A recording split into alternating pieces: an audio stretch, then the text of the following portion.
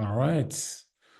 So welcome to the OWASP SAMM community call for April 2025. So we do this on a monthly basis. Welcome to the recording of this session. We have a couple of updates as usual on the projects, what we've done the last month with the core team. We came together physically in our summit. We have a couple of updates there, specifically on the questionnaire we've launched. So we've analyzed results and I'm going to share some of the outcomes there. We had quite some discussions on scoring. I'm going to provide a little bit of an update there. Also, we have now, as part of the next sprint, we work with 2-month sprints, defined sort of the scope of our next version of SAMM. So I'm going to first explain that. And then I have a couple of slides on our upcoming SAMM User Day, which is the end of May as part of the Barcelona Global AppSec conference. First of all, as part of SAMM Summits, we have had quite a discussion on how some upcoming European regulation might have an impact on the usage of SAMM, more specifically the Cyber Resilience Act. So it's an EU regulation. So like the GDPR, it's coming into effect as of December, actually last year. But organizations have quite some time to, I would say, become aligned with what's upcoming. It's a regulation that specifically covers product security. And so where GDPRs really go for personal data protection, CRA, Cyber Resilience Act, is going to be effective for every organization that's going to develop or put a product with digital elements in the European market. So anything that has a physical component to it, but also has some kind of software and of connectivity connected to it, so like smart TV, smart fridge, webcam, but also any other device that has some connectivity will be in scope for a CRA, except if it's already covered by another regulation like medical devices or NIS2, like for instance SaaS. A lot of SaaS functionality is covered by NIS2. But what it means for a lot of organizations, it will actually mean that they will have to put in place a secure development lifecycle framework. And obviously SAMM is quite fit for that because it covers some of the compliance requirements that we see in the regulation. Obviously, security by default is in there, vulnerability management is in there, SBOM is in there, secure development lifecycle as such is in there. So it's definitely something that we are going to cover as part of the upcoming versions, but also as part of guidance. And I would say any product company that's working on a product going to be released in Europe or as part of already is part released in Europe, I would heavily advise to have a look at CRA, but also potentially look at how SAMM could help there. So that is something that we're working on and that we've also had a discussion on and some sessions on as part of our core team summit. Which was actually 2 weeks ago. It was in Belgium, so quite a lot of our core team people are in Belgium. I myself am also in Belgium. But you see Nariman here, you see Aram, Daniel, Bart, Devin, Pat, of course, and Maxime and myself. Some of our colleagues from US could not make it, but obviously we're also going to organize extra core team summits by the end of this year and next year. So hopefully they will be able to join there as well. They're quite productive. It's typically a 2-day sprint where we get a lot of stuff done. One of the things that we've done is we've analyzed the SAMM questionnaire. So as we did every last year, we launched a questionnaire towards the community to capture feedback. We had quite some response, a little bit less than last year and the year before, but we had quite some interesting feedback and results. We'll probably do a little bit more of a detailed debrief later on or during a next community call, but this is the first, I would say, output of it. One of the questions was also, what do you like about OWASP SAMM? And I really want to share this quote that one of the respondents shared with us, and it's as a software development or software developer, I had not had a lot of exposure to AppSec process and practices, but picking up SAMM allowed me to get a really good idea about best practices for secure SLC. And that's exactly what we envisioned SAMM to be. So we're really happy with that, and we're probably going to put it on the front page of our website. Quite some suggestions also to improve OWASP SAMM and the framework and the guidance. There's requests for extra documentation, but also extra examples. SAMM is also perceived as being a little bit heavy, and for bigger organizations, we are convinced that you can use SAMM for small organizations, but we should really also provide some guidance for that. Something that also comes up and we also have in mind to do is explicitly mention within the SAMM practices what the dependencies are. There is a couple of like really clear ones. For instance, you have security requirements practice, and then you have the requirements-driven testing, which obviously will depend on security requirements. So that's a clear dependency, but there's other direct but also indirect dependencies that are quite valuable to understand. So we're going to make those more explicit. The scoring criteria, it's something that we are aware of, that not all the criteria are completely clear, but also use those scoring criteria and the benchmark data that we've captured for calibrating them. This is something that we're going to consider. Probably not directly for the next, I would say, major release, but certainly in the upcoming releases. The assessment tool is a really good tool. If you don't know it, you go to OWASP SAMM assessment, and there you can download the spreadsheet, which is really pretty good for a single team, a single product. For collaborating on it with multiple users, it's a little bit harder, obviously. So that was one of the suggestions. Not really convinced that we need to do this. There's a couple of tools out there, both open source and commercial, that allow you to do this. So I'm not sure that we as a project should be doing that. Request for extra mappings to other standards and trends, AI specifically, and then regularly update the roadmap and engage with the community. So we're working on that roadmap, we're sharing, and we're going to share that roadmap also more explicitly on the website and in upcoming community calls as well. Couple of like deep dives. We had a really good discussion on the SAMM scoring. At this stage, and as part of the SAMM 2.0, the SAMM scoring has two dimensions. You have the quality criteria, where we score in how good you are actually achieving your objective as part of a certain activity, as part of your practice to reach that level of maturity. And then, so that is, I would say, the quality coverage. And then we have the quantity coverage. So for how many applications, for how many people, for how many products, for how many components, and so on.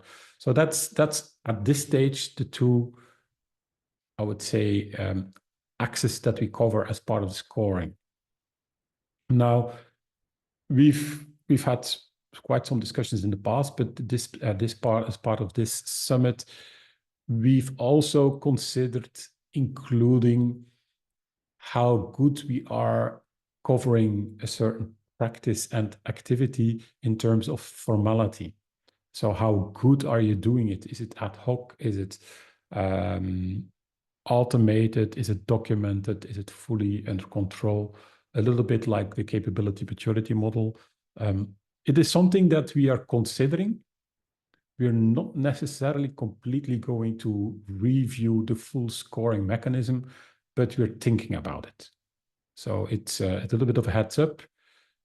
Like I said, I'm going to reiterate it. We're not going to completely change the scoring mechanism, but one short-term action that we're actually going to do is we're going to review really carefully the current quality criteria as they are described.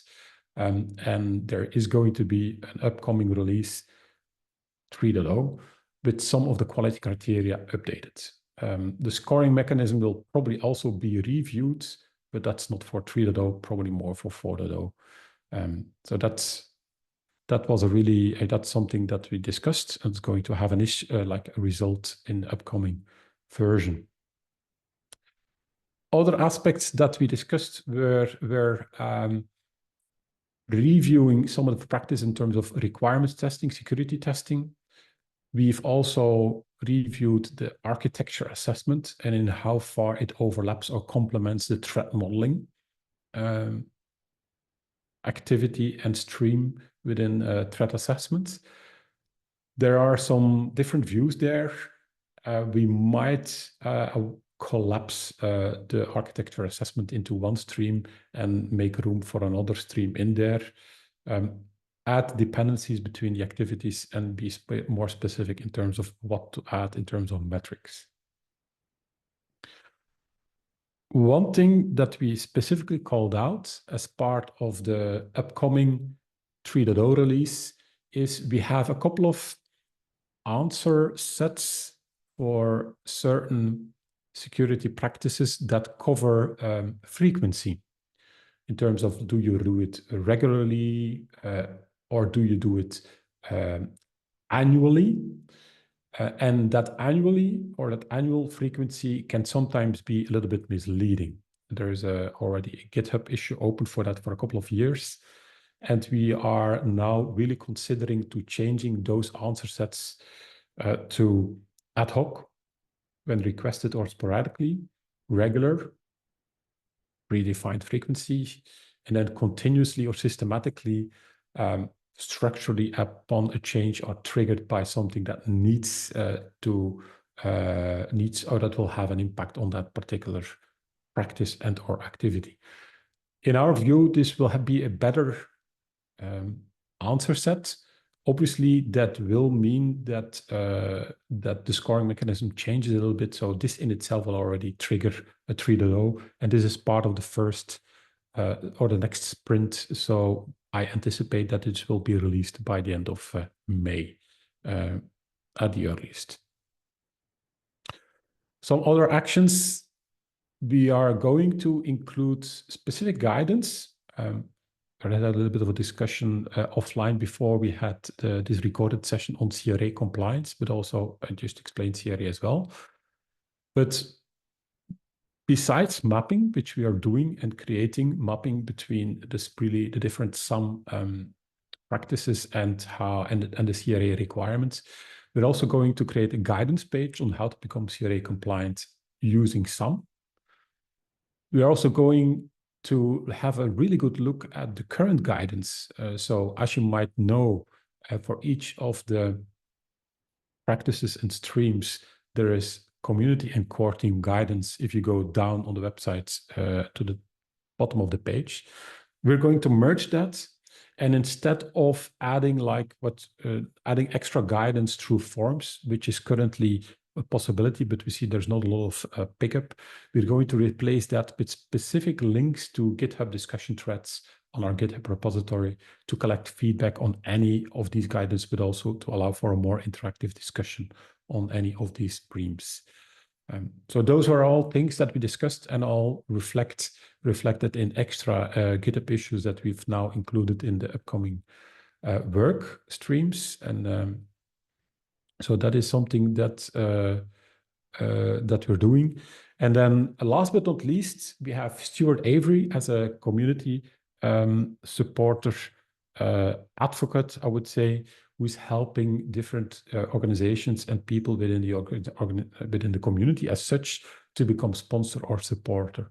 So if you or if you can convince your boss or your organization to support OWASP SAMM, then by any means, do get in touch with me and or Stuart. I will also share his contact details as part of the Slack channel to support the project as such. So those were all things that we discussed as part of the core team summit. Another topic as part of our update is we have our SAMM user day. So we always have SAMM user days as part of the global AppSec conferences in Europe and US by the end of this year. So in Europe, that's end of May. It's in Barcelona, so it's a very nice place. Will probably be good weather there. If you want to have any details and also look at the current lineup, then obviously go to our website, owaspsam.org, user day. It's on the Wednesday before the conference. You also really have to register separately for this as part of it's like a training. So it's a training ticket. It's not as expensive as a training. So that's obviously that would be really expensive. It covers the costs. It's $250 to join the SAMM user day. And we have a really good lineup. So it's a full day. So we have Max, who is going to cover using SAMM for an AppSec program. We have Nariman, who's a regular as part of our community calls, but also core team member, AppSec as a habit. We have Dag Flaget from Codific, covering CRA.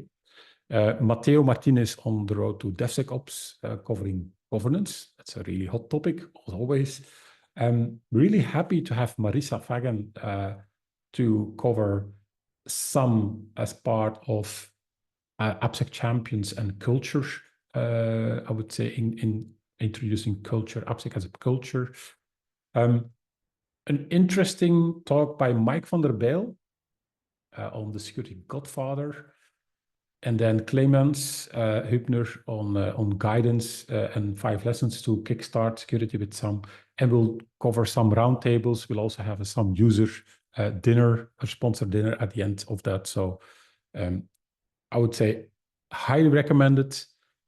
If you consider joining the Global AppSec Conference, which I think you should in general, also do consider to join us as part of SAMM User Day on the Wednesday before. Besides that, we obviously also have our Slack channel on a regular basis. So if you haven't done so, please join that Slack channel, post all your questions there.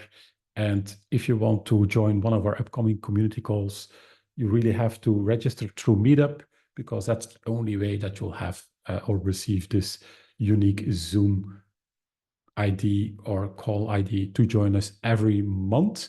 So it's every month on the Wednesday for the US time zone, 3:30 Eastern time, and on Friday, if I'm not mistaken, around 2:30 Central European time. So do join us there. So thank you for joining our community call. We have our newsletter, we have our YouTube channel, and with that, I'm at the end of our update.